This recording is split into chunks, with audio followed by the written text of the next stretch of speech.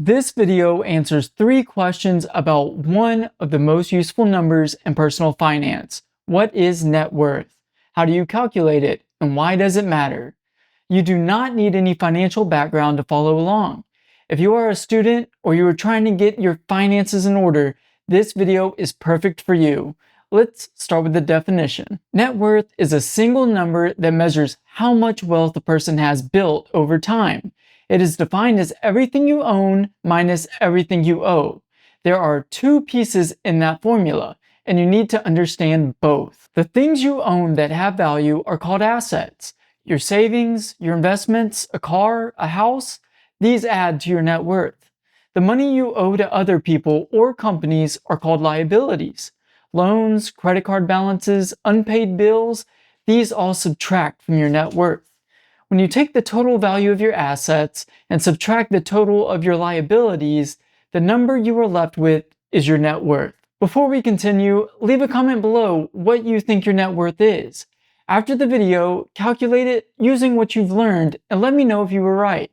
Also, hit that subscribe button if you find this information useful. Now, net worth can be a positive number or a negative number. If you own more than you owe, your net worth is positive. If you owe more than you own, your net worth is negative. A negative net worth is common, and this can be for a variety of reasons. Younger people, for example, may carry student loan debt that outweighs their current assets.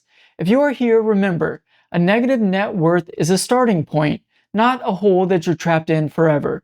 Everyone has been there at one point or another. Continuing on, there is one important distinction I want to make. Net worth is not the same as income. Income is how much money you have earned over a period of time, like a paycheck for 2 weeks of work. Net worth is how much wealth you have accumulated and can be considered a snapshot of your financial health. A person can have a high income and a low net worth if they spend everything they earn. A person can have a modest income and a healthy net worth if they save consistently over time. Net worth measures what you have kept, not what you have earned. Calculating net worth is a 3-step process. Add up your assets, add up your liabilities, subtract the second from the first, and that is your answer. Let's go through each step together. First, the assets, the things you own. Here are the most common ones to add up.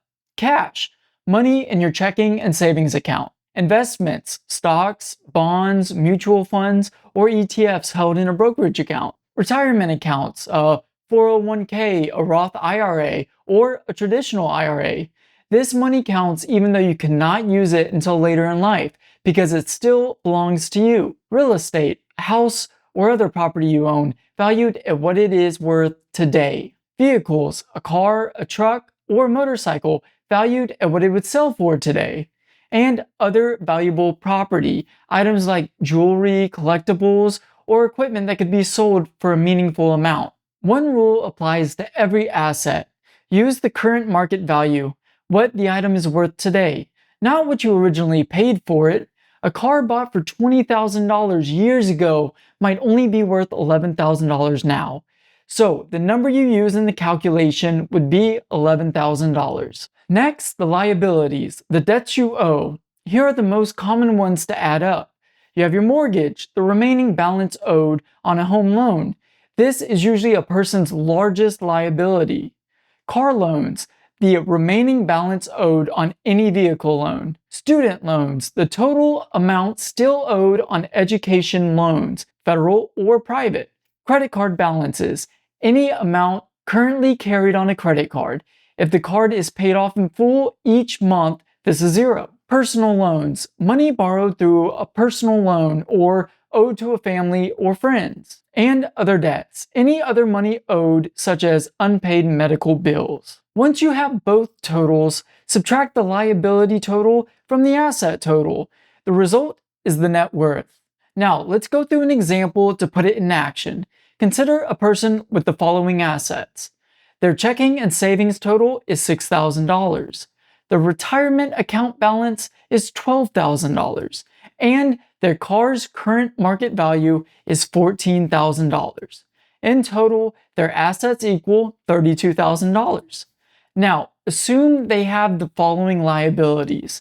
They have a student loan balance of $18,000. Their car loan balance is $9,500, and they have a credit card balance of $1,200. The total liabilities they owe is $28,700. Now that we know the totals, subtract the liabilities from the assets and you get the net worth. This person has a net worth of positive $3,300. I didn't include a home in this example, but I do want to mention how the calculations work, as this part can get confusing. If a house is worth $250,000 and the mortgage balance is $200,000, the house is counted as a $250,000 asset and the mortgage as a $200,000 liability.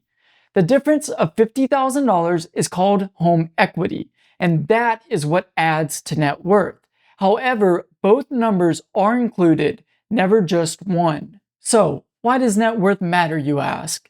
Net worth matters for several important reasons. Here are the main ones.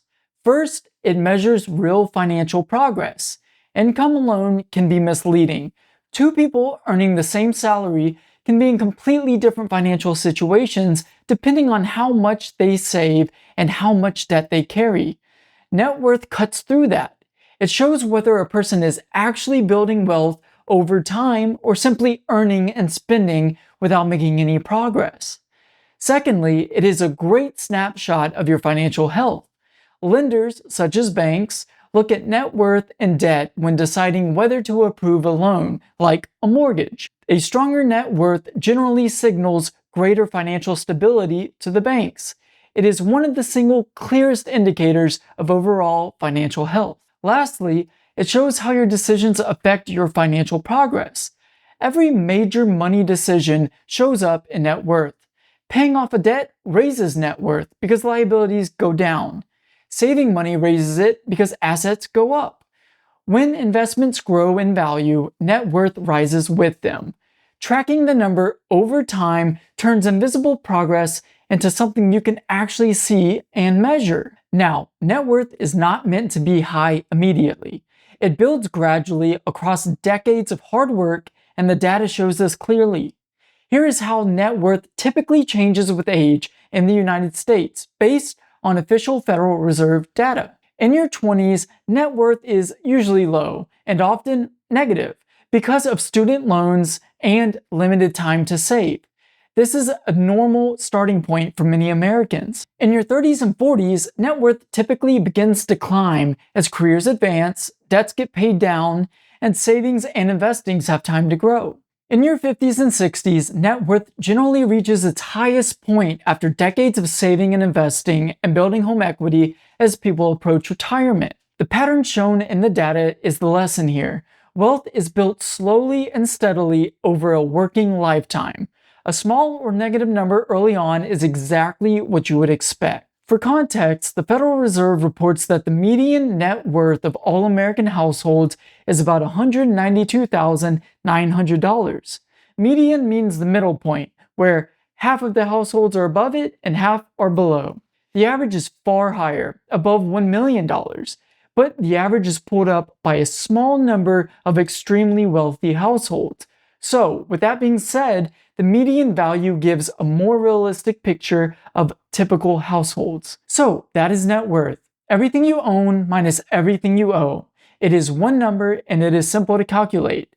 It tells you more about your financial situation than your income alone ever could. Grab a piece of paper or a spreadsheet and calculate yours now.